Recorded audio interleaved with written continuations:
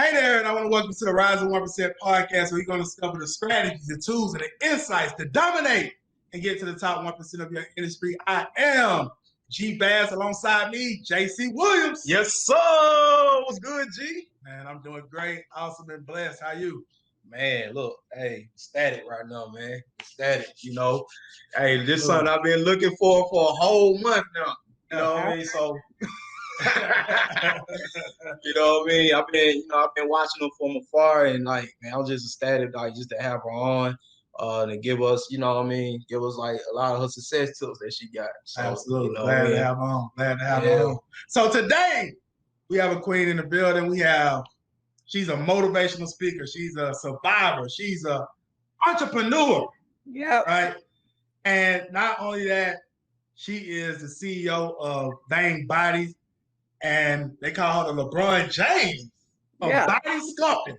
Yeah, that's me. That is. And she's also been featured in Ebony Magazine, the Atlanta Live television show, the Tom Joyner Morning Show, has been interviewed by BET's Jacque Reid, nominated for the 2014's Girl on Fire Survivor Award, featured on Women for One Global, and many more. And her philosophy is, it doesn't matter how many times you fall. What matters is how many times you get back up. We have on the Rise to 1% podcast today none other than Miss Nikki Payne. Hey, y'all. Oh, man. Glad to have you on. So with that said, Nikki, we're going to dive straight in. Okay. You can just tell our audience today, like, pretty much who you are. I know you're from Atlanta. Yeah. But a little bit about your journey and a little bit about your business. Oh, okay. Well, I'm Nikki Payne. I'm from Atlanta. I'm from the West Side and Camilton Road. I'm not gonna steal y'all stuff, but that's what I'm a little bit about Absolutely. A little bit about me. I never really wanted to be an entrepreneur. I kind of stumbled in it. I had some real rough times in my life. See that picture back there? You see that picture? Yes, we see it. Mm-hmm. All right. Well, I had 2 children, and they were murdered in 2007. And I had a husband, and he committed suicide. And I was supposed to die that day, but I made it. And so I kind of got pushed into being an entrepreneur so that I wouldn't be homeless. So, yeah, that's kind of my journey. But it's not a sad story. It's not a sad story at all. So absolutely. I see, we all had to different obstacles that give us to another level in life, that actually give us a different journey. So so like, let me just ask you then, so what is that what inspires you like to really start your business and everything? I started selling weed and that didn't work too well. Then I wanted to be a stripper and my knees wouldn't let me. And then, oh man, yeah. And then I was living in this 5-bedroom house, like it was a really nice house. And when my children passed, I got hooked on like all kind of pills, all kind of crazy stuff, and I messed around and my gas got cut off. So I was boiling water in the microwave, and I pawned my car title. And I pawned it for $3,000. It was like $300,000 to get it back. And I was looking at TV, and a commercial came on, and it was about facials.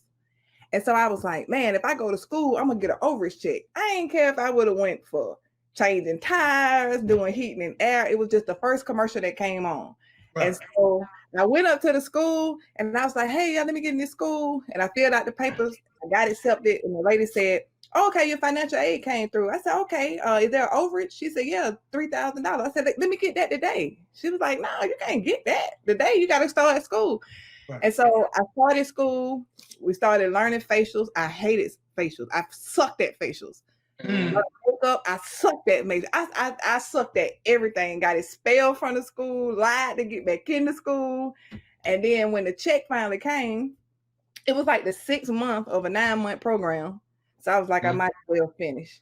Didn't even realize that was one of my callings. So I accidentally got into the profession. But But what makes me so good in the profession is that I'm from the street. Mm-hmm. So it kind of worked out. Right. Yeah. Now, all right. So you saying, all right, going back. All right. So you went to school, right? You took up the face. All right. You was learning facials. And what else it was? Like this is all like beauty stuff, right? Oh yeah, man. We learned spray tanning. Everybody looked like Chester Cheetah. Then we learned. Oh boy, I mean, I was messing folks up left and right up there. I mean, oh man, it was bad. Oh, it was bad. It really was bad. I burned people. I did all kind of stuff. But I got expelled from school for fighting, and what happened was I was fighting a girl for something that she ain't had. Now she thought we was fighting because of something that she did in my book. I'm fighting her because my gas was cut off. I was getting cut off. I was getting put out. She got her ass. Oh, I'm sorry. She got beat up for a whole nother reason. Right. Like right now, I'm 43. So I was the oldest person in my class. And so I was in there with some little teenagers and they were helping me. Like, hey, I'm grown. You helping me. So I got expelled and lied to get back in. And when I got back in school, they were learning body treatments. And so body treatments were the only thing that put you in a room by yourself. So I didn't have to be with nobody in the school. So I just started learning all the machines. Because one thing I know from stripping, they ain't gonna pay for their body. They ain't gonna pay their light bill. They ain't gonna pay the other bills, but they gonna get their body right. They gonna get their hair, their makeup, and their body right. Right. And so I just learned every machine in there, like every machine. I learned how to fix them. I had an uncle named Sputnik could fix anything with a screwdriver or anything with a butter knife. I just learned to fix machines and run machines, and that's what I did.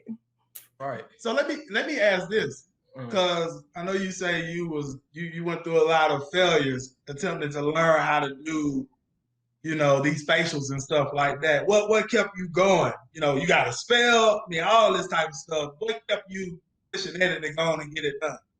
Oh, I needed that overage check. Right. Yeah. And so what it was, like a technical school? Yeah, it was a technical school. And it was a 9-month program. And the lady said you had to get so many. I was going part-time. The lady said you got to have so many hours to get the check. I switched to full-time. Yeah. Right. Yeah. And so getting put out was my motivation. Like facing foreclosure. Yeah. Gotcha. All right. So look, all right. So now we here. All right. So all right. So you went back, right? Mm-hmm. It was a 9-month program. So you finished out the 9-month program, right? Mm-hmm. All right, got that. And now you put your hustling skills because you had your connects in the streets and all that, and you started putting that to it. All right. So from there, all right. So once you did that, so what was the first thing, like how you started off? Was it just you started out just doing like facials, like, you know what I mean? So how did you start like your setup? So I never was good at facials. So in the industry I'm in, everybody first goes to lashes, they go to facials, or they go to makeup. Okay. I was bad at all of them. So I said, okay, Nikki, out of all the things that you learn, what do you know that nobody else is doing? And it was the body. And I said, okay, out of all the things that I know how to do for the body, what is my niche and what is my advantage? My advantage is that I was a stripper. And strippers would get men to just give them money. And they would just blow the money. And I would know some strippers that would pay to go overseas to get their body done. And they'll just worry about their bills later. So I said, okay, to keep them from taking the money overseas, how can I keep it here? And then the first thing I said, women are so vain. And that's how I got my name. And so I said, okay, so I could just be the middleman in between the streets and Dominican Republic. So let me just get the money here to keep them from sending it there. And so then I said, okay, well, if they do choose to go to the Dominican to get surgery, when they come back, who's going to take care of them? Well, let me take care of them even if they do go and they come back. So that's kind of how I did it.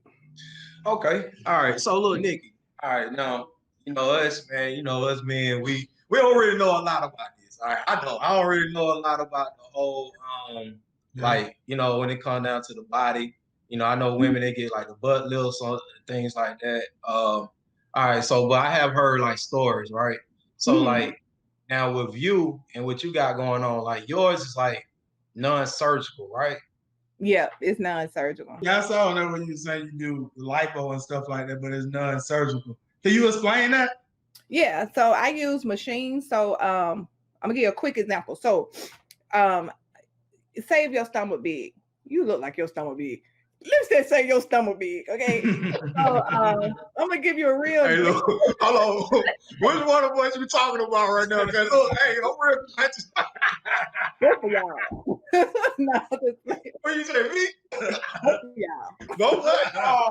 Oh man. Hey, look, we working up.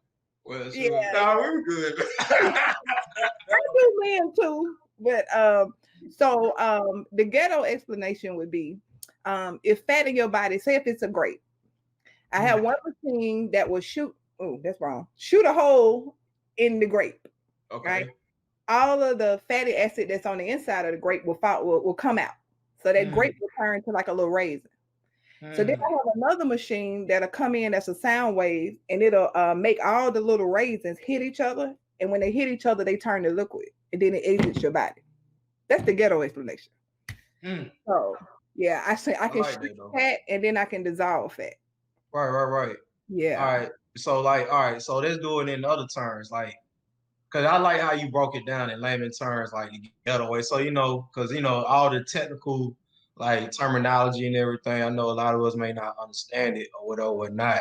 So like, what's the difference between that and you going like like I just want to know myself because I actually looking into this, right?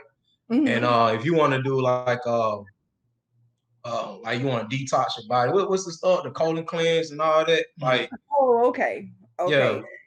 So as far as detoxing, I have a detox blanket. A lot of people come to me before they drug test, so if they got to see their PO. So I put them in this blanket, and usually from 30 to 45 minutes, a person can lose like 1,600 calories, but it makes them sweat out. So when the person sweat out, sometimes I smell metal, I smell weed, I smell like bacon bits. I still ain't figured that shit out. But what's on the inside of you will come out. So yeah, so it's really good to do after, the part that I say that's the sound wave to turn it to liquid. It exits your body through your urine, your sweat, and your bowels. So when I make a person get in a blanket, they automatically sweat. It's automatically coming out. So that's what I do. Yeah. When it comes to men, that ain't got nothing to do with it. Because I don't want y'all to think I just work on women now. I work on men too.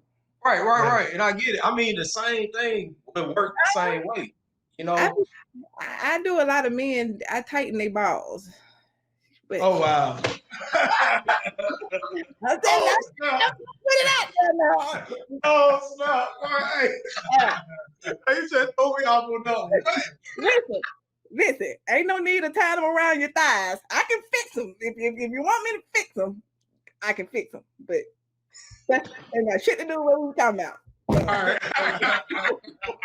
right. Okay. So look, it's so many ways.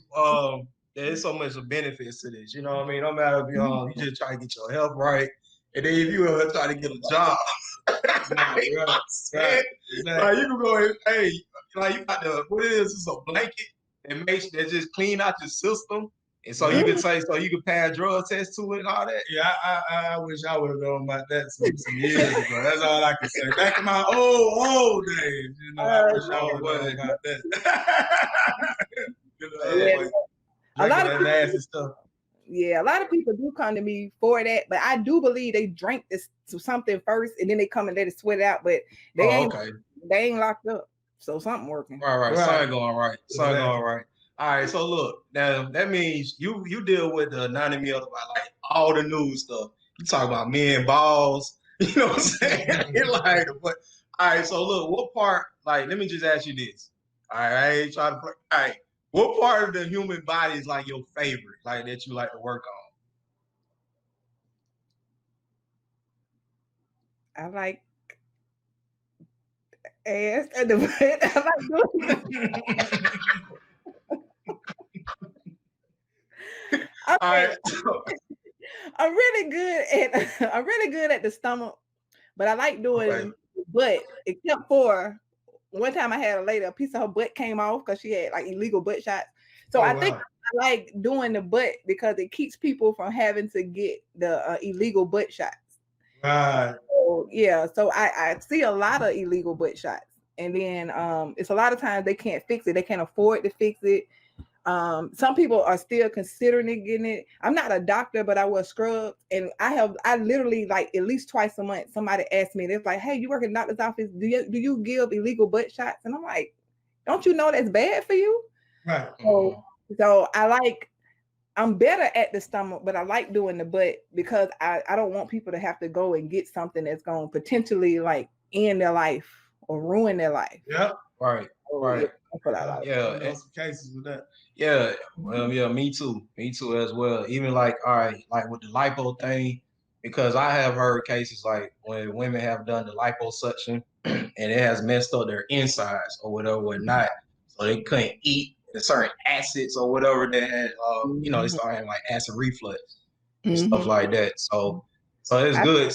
Yeah, that's good. So I want to know, like, all right, between what you're doing, which is non-surgical, and you melting it away, right? Like, what's the difference when the turnaround, like the results? Like, how soon can you see results? In about 72 hours, you'll start seeing the results. But the invasive, like the surgery, all the fat is gone immediately, but it takes like 3 months to a year to sometimes see your results and to get all the way back right. What I do is a slower process. So you might come the first time and you go down and you look good, but to actually get snatched, you might have to come 3 to 5 times, just depending, but it's safer. Well, it's safer when you do it correctly. If somebody's not doing it right, then, it's not safe. But with the actual liposuction, people like instant results like that. It's like, oh, I just want all the fat out at one time. So, it's always going to be a market for the surgical, and it's always going to be a market for the non-surgical. So, yeah. But it kind of hand. Do you have people that you've done the lipo for and they go back out and put the weight back on and they come back, they keep coming back? Have you had that situation happen? All the time. Time. And that right, yeah, that even happens with liposuction and tummy tuck. So once the fat is removed, you can put new fat on top of it. So a woman can have a tummy tuck and then 2 years later she's back big because she didn't change her eating habits. Even with what I do, I can get you down, but if you still gonna have the same habits, then you just gonna keep paying me. Right. So, yeah. Yes. Okay. So what about if you wanted to increase certain body parts, can you do that? So like the breast, the breast, the ass, all that type of stuff. So like, how would that work? Well, it depends. People can use a breast vacuum. I don't like to use a breast vacuum because it's a suction and it goes on the breast, right? And it swells up the tissue. The reason why I don't like to do it, it's technically safe to do, but if a person don't know that they have breast cancer or they got, things going on, I can potentially put that vacuum on there and I can just make some shit happen that didn't even need to happen right now. Right. Or if they have cancer, I could spread it. Legally, I would be okay because neither one of us knew. It's just the point that I don't like to do it. So I like to do it kind of slower. I like to use radio frequency. It takes about, you'll see results every day, but it takes up to 8 weeks. So people come in and they're like, I want this instant result and I just won't do it. It's not worth the money to me. Like your health is not worth the money. As far as I refuse people to have butt shots. Because if I put these vacuums on you and I suck it, I can release things into your body. You might not get harmed today. It might be a year from now or 2 years from now, but your health is more important than, what you look like. Yeah. So, yeah. All right. So this is a lot of good things with this because not only that it's like non-surgical too, and it's like you looking out for a lot of complications that you may have with your health, but also too, like even let's talk about even the monetary side. You know what I mean? Like, this is a cheaper way too? Oh yeah. So my average is like if I see people all day, on a down month, my average is $150 an hour. But out of that hour, I only technically work 30 minutes. So for the client, $150, even if they have to come 3 or 4 times, is more feasible than going overseas to do it. So, you know, so it's always somebody coming in my office. Money wise for me, it's very, very good, except I had to pay all those taxes. So I think I made like 500,000 last year before taxes. I had to pay like 36,000 in taxes. And so for me, it's like the best job I've had. It's the easiest job I've had, but it's the only job that I fought. It was the only one I resisted. Weed, it wasn't an issue. Like, oh yeah, let's go sell weed, but then I smoked it all up. Then it's like, oh, okay, let's go be a stripper. And then your knees like, whoa, girl, you 40. Ain't gonna work. So, but the one thing I resisted ended up being my thing. Right. So, yeah. So it's pretty cool. Yeah, that's awesome. I mean, 36,000, you made $500,000. You know what I mean? What about that's real big. So even like you maintaining your business, like when it comes down to your overhead, like how that ranges. Well, growing up, I didn't even know we were poor. So I thought we were poor at one time, and then I met some real poor people. But I didn't. Let me say it like this: coming up the way I came up was a real advantage for me when it comes to overhead, because I'm used to small spaces. So for instance, I knew guys that had paint on their car, they had rims, they had everything, and then time something break, they can't afford to fix it. So I never want to be in a situation where my overhead is so high that if a client don't come in the door, that I'm in a situation. So I don't have a lot of chandeliers. I don't have all that other stuff. I don't have to paint them while you're gonna get your ass in here and lay down and get out. That's all I got. You know, because I never wanted to put more into decoration than I did into equipment. So I might have at one time $10,000 worth of equipment, but I got to buy me another cabinet. I'm resisting buying another cabinet because my cabinet don't look good. But so some people say I'm kind of backwards because now it's like my second year of business. So now I'm going back to branding. I just started. You know, I didn't have a plan. I didn't have a color scheme. I didn't have a let's go get. I got a small. Oh, so you made $500,000 your first year? No, she just said. Well, you did this first year. My second year, yeah. It's your second year. Yeah, but I didn't make no money until like my 7th month. Gotcha. So 7 months, you say you didn't make any money, or you wasn't in profit? I wasn't making no profit for real. Gotcha. But then I let me tell you what helped me get a lot of money. Telling people no really made me a lot of money. Because I had to make people and raising my prices. I learned that the reason why I wasn't making too much money wasn't people didn't believe in me because my prices were so low. You know, so it wasn't that I wasn't doing a good job. It was why is she so cheap? So then when I raised my price, it's like, oh shit, she must be good because her prices are higher. Wow. And so then when I started telling people no and making them respect my policies and stuff like that, then they start telling a friend, oh, she the real deal. Like you need to come on and you need to get with her. And so then I capitalized on it was other people who thought they were doing what I was doing. I'm not cocky. I'm a little cocky. I'm a little hood, but I'm not cocky. You know? But it was people that wasn't as good as I was. And they used to ask me questions. And then I got to the point where, wait a minute, you paid somebody else to train you, but you want to ask me the questions. You're not going to do that.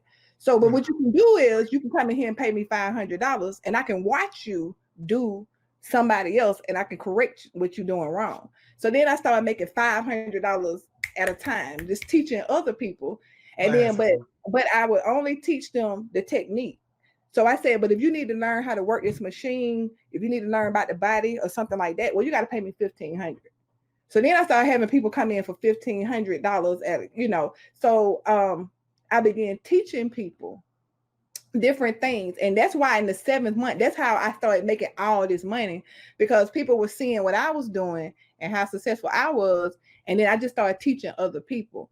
But this year, look, I'm just running y'all show. Y'all ain't asked me shit. I'm sorry. Hey, look.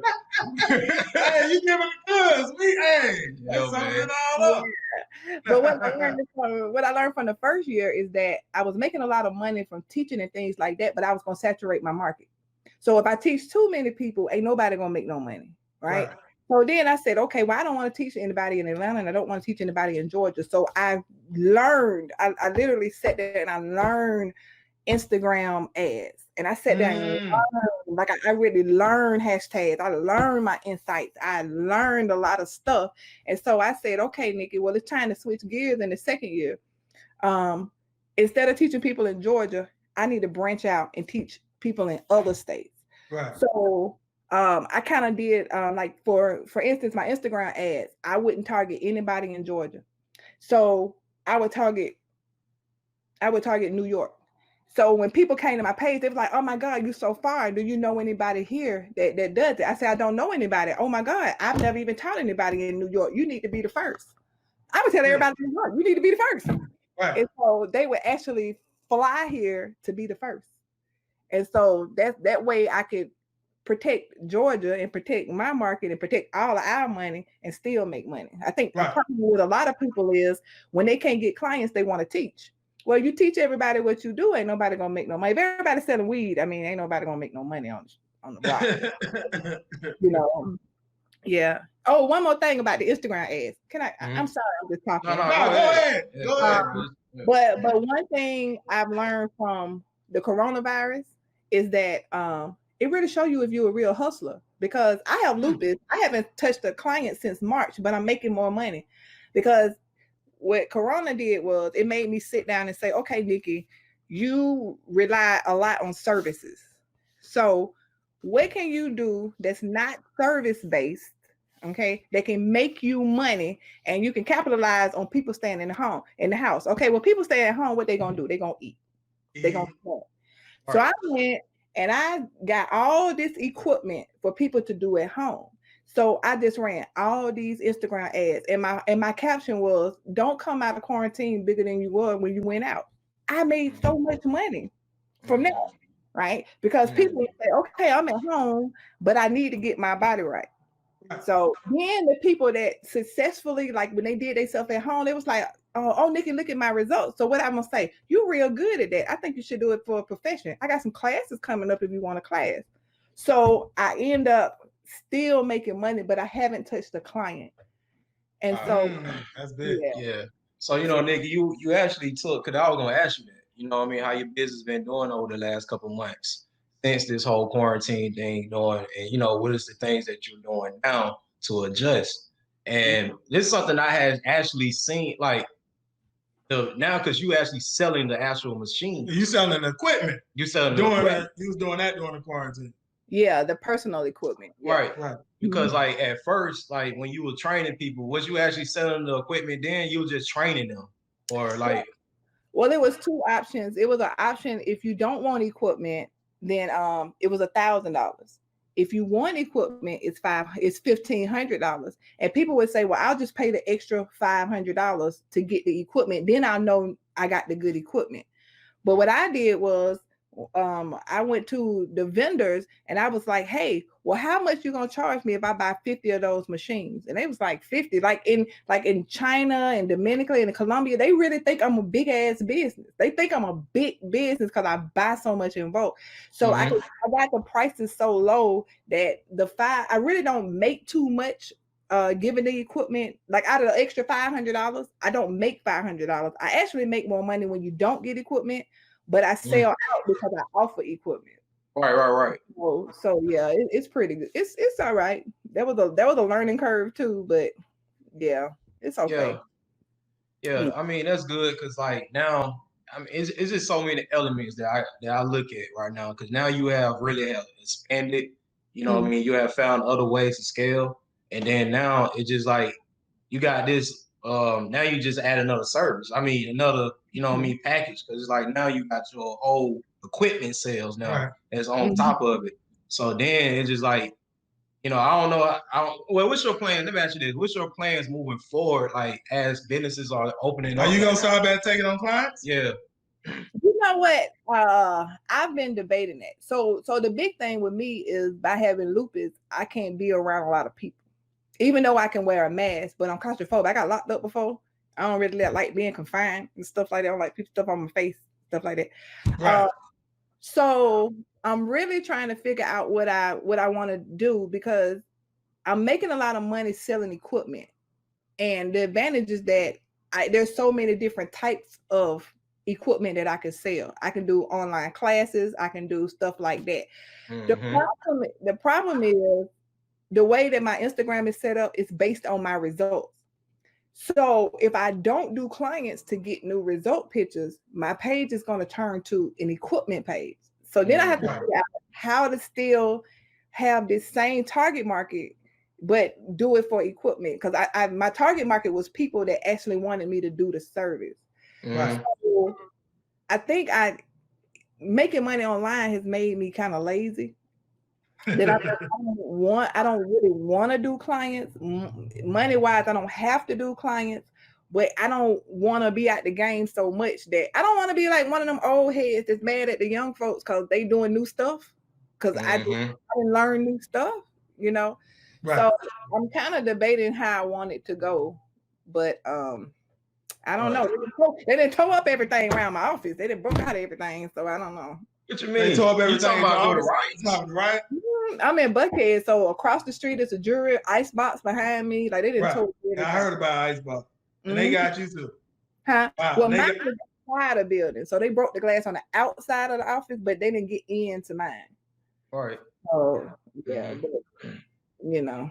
Yeah. You know, Nikki, this is huge, because see, that's one of the things that, you know, as the rise, that's what we specialize in. Are we teaching people that has these brick and mortar business, you know what I mean, to actually learn how to transfer this stuff online now. You know what I mean? So it's just like to have this testimonial from you, and just like, you know, like this is a blessing for a lot of us, you know what I mean? Because a lot of people don't really understand the power of using Instagram ads. You talked about targeting, they don't understand none of that type of stuff. So none of that stuff. That's big.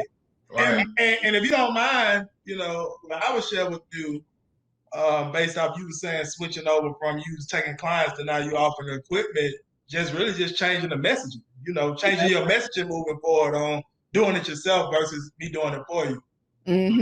Yeah. And the rest of your, you know, your new posts and stuff, your stuff that you're putting out.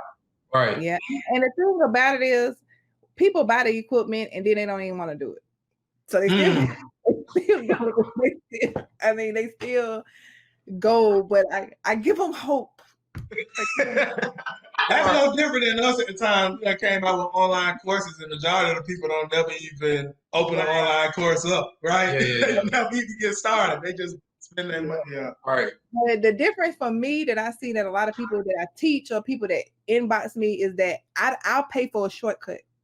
So if you're offering something, an ebook, an online course, or something like that, I will pay you in order to not YouTube 10 hours and Google 20 hours. And if I can learn from your mistakes, I'm ahead of the game. There it is. The problem is people don't want to pay for the blueprint. Or the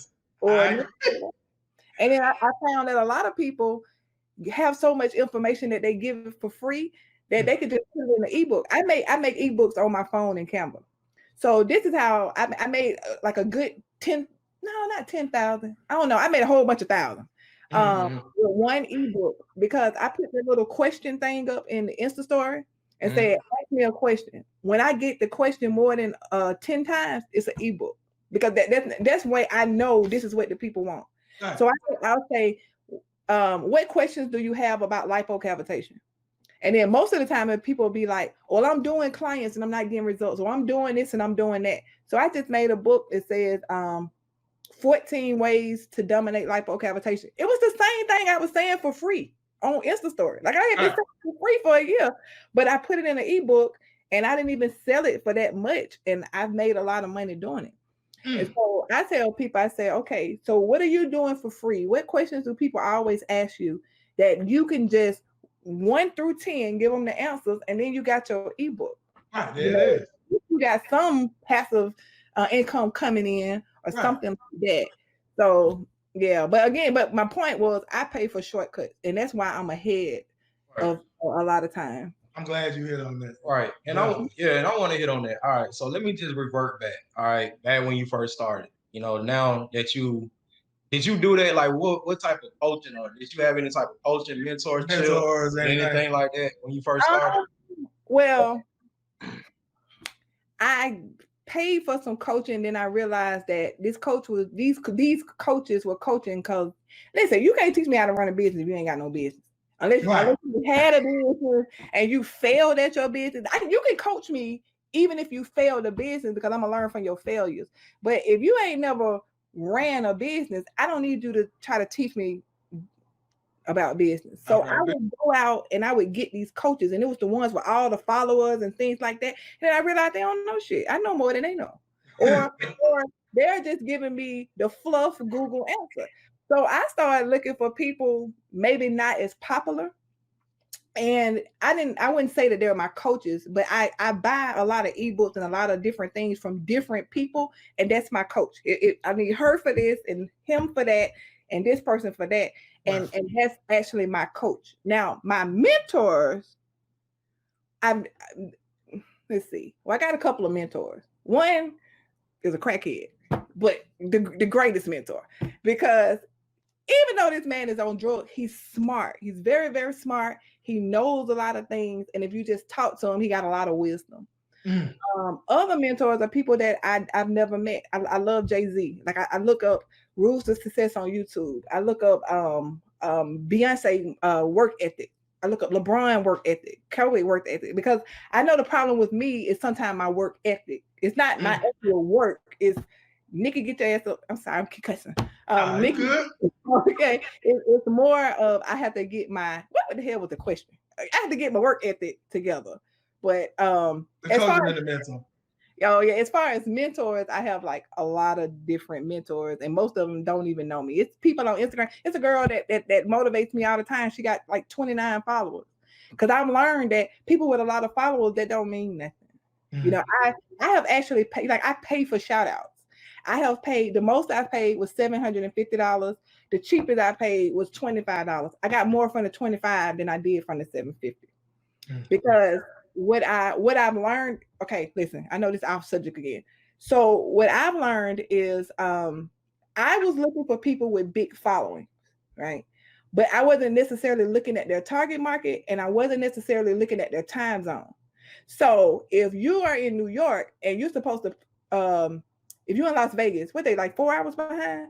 If I pay you to post, right? If I pay you to post, I paid one guy to post. It was midnight here, but you know, it was early there. So it was just a flop, and I had paid like $400. But it was a learning experience, but it just cost me money.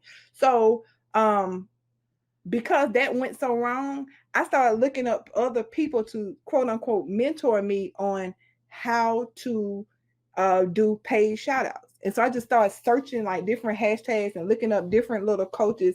And so I found people that mentor me through their ebook, or they mentor me through their YouTube page, or through their Instagram TV. I don't even remember what the question was. I hope I answered it. No, you asked about coaching and mentorship. You asked. Oh, okay. Yeah. Absolutely. I mean, definitely. You know. Yeah, I know.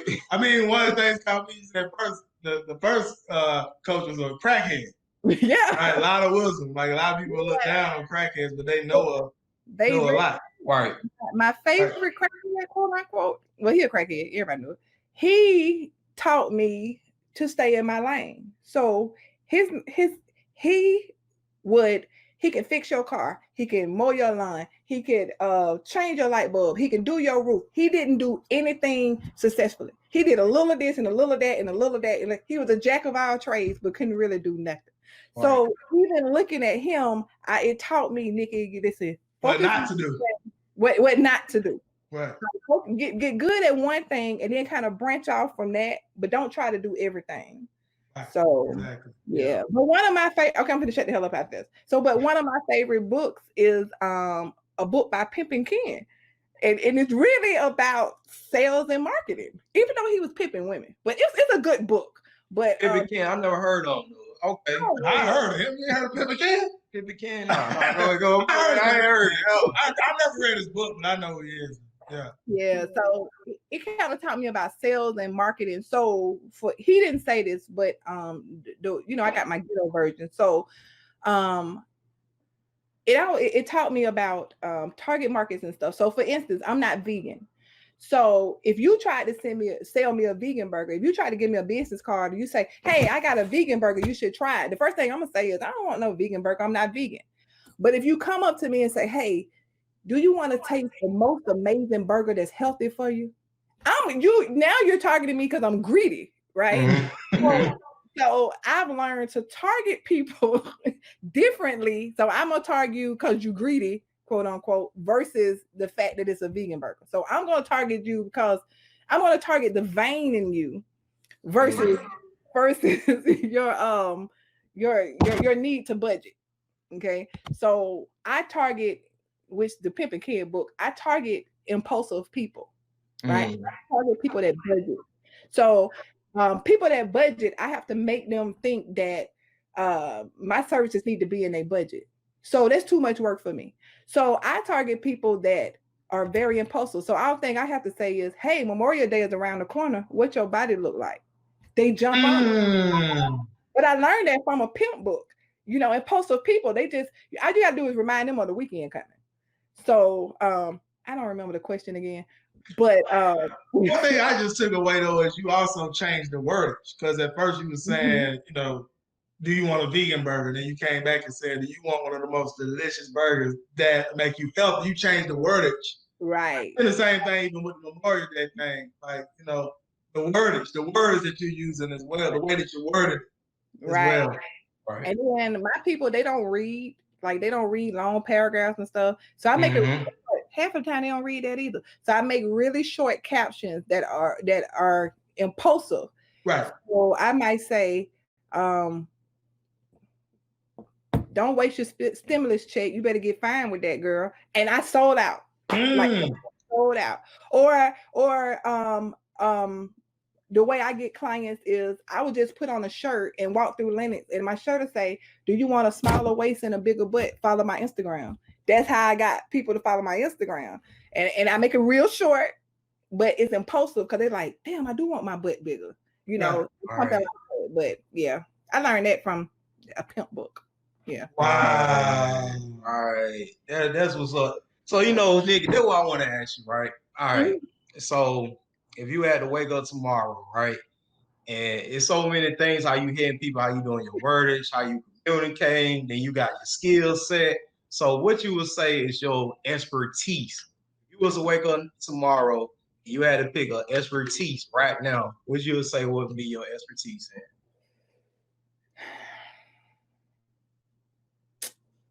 I want to say dancing, but that ain't gonna work. Wait a minute. I gotta think. All right, so that's something you like to do. That's something you like to do other than your knees, right? Yeah. I really think my expertise is the ability to take something and break it down into layman terms. Like it really has nothing to do with my business. Right. But I simplify things. Yeah. And I definitely agree with that. Yeah. Based off how you shared a lot of things on him. Yeah. So I think that's my expertise. I really do. Right. But, but dancing is a close too. Yeah, that's what's up, man. Well, you know, G, man, you got you know, man, this has been an excellent episode. You know what I mean? Like straight up, a lot of value, fun, definitely fun. And yeah, I don't really have a whole lot. The only question we always like to wrap up with is, if you had to start all over today, Nikki, from completely scratch, what would you do? What would be the steps you would take to get you back to where you are right now? Starting from scratch, I would pre-sale on Instagram. Okay. That's what I would do, because what I've learned is that if you talk a good game, people believe whatever the fuck you got. I mean, people just gonna believe whatever you say. But if I had no money, I would get on Instagram and I would explain. I would do everything I'm doing now that I do for free on Instagram, like use the stories and stuff. And I would pre-sale enough of my services or pre-sale enough of my equipment to get enough money to get me back on my feet. Right. Yeah, that's what. Right. All right. So this is my last question. What I got for you. All right, because your journey. You know what I mean? We all, we came from the streets too as well. So, Right. you know what I mean? So our stories, everybody, you know what I mean? Their stories kind of similar on certain things. You know, us being graded, I mean, not graded, but ATLians. I ain't great. Yeah, but we're on the ATL. Yeah, from the ATL. So, our struggles and stuff, you know what I mean, kind of similar and stuff like that. Right. And then just to look at where we at to this day. So, like, my question to you would be, like, what would be your advice to aspiring entrepreneurs right now? Oh, I would say, listen, no is a whole sentence, okay? And you got to make people respect you. So the problem that I see for most people is that they work too much for too little money and don't have no free time. You got to always learn balance. You got to always take a break. You got to always learn to tell people no. And you have to put in policies in place that make people respect you. It's nothing personal. This is just my policy. And if people can just get that down, it'll save a lot of heartbreak and a lot of running around, and it'll save them a lot of time. And the last thing I will tell them is that freedom is not all about money. Freedom ain't money. Freedom to me is time. You know, and when people start out, it's always a money thing. But eventually, you have to get to a point where that money is going to free up your time. Right. And that's the real bag when you it is time. All right. So, yeah. All right. So that's all. Oh, that's powerful. Yeah, man. Powerful. Yep. You always get money back, but not time. Yeah, I know that's right. Definitely. Yeah. Yeah, man. Awesome. Nigga, this was great, man. This has been a great conversation. Yeah, I'm looking forward to meeting you, man. Absolutely. Me too. I gotta meet you too. Yeah, man. Yeah, man. Yeah, absolutely. Yeah. I'm gonna call you officially one of my buddies, my friend. That'll work. That'll work for me. I'll buy you some. Yeah. Absolutely. So yeah, we definitely appreciate you again, Nikki, for your time. We'll close off with it. Just share where everyone can find you at, whether it's social media, website, etc. Oh, okay. So I have 2 Instagram pages. One is at Nikki's _Payne, and the other one is Vain Bodies _ by Nikki. And my business website is vainbodies.com. So that is. Yep. Appreciate it. Awesome. Yeah, well, there it is. This was really fun. Yeah, it definitely was. Right? Great conversation. Good conversation tonight. Exactly. Yeah, I pressed my hat for y'all. Okay. You just say this morning, I had my ponytail look like a little oxtail. It was bad, but I went and I fixed it up. Yeah. Okay.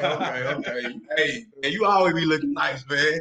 Hey, absolutely.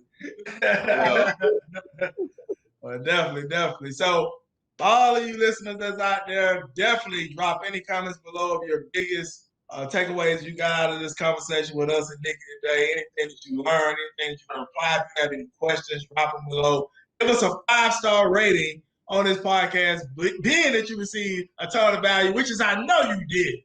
You could not say you didn't receive value out of this. Also, share this around with anyone else you feel could benefit. Hit that like button. And for any more information on what we're doing with the Rise of the 1%, just visit www.theriseofthe1%.com. And with that said, we're going to go on the grade and close out this wonderful conversation. And this is Gerald G. Bass. J.C. Williams. We'll definitely see you next time. Have a great day on purpose. Thank you. Absolutely.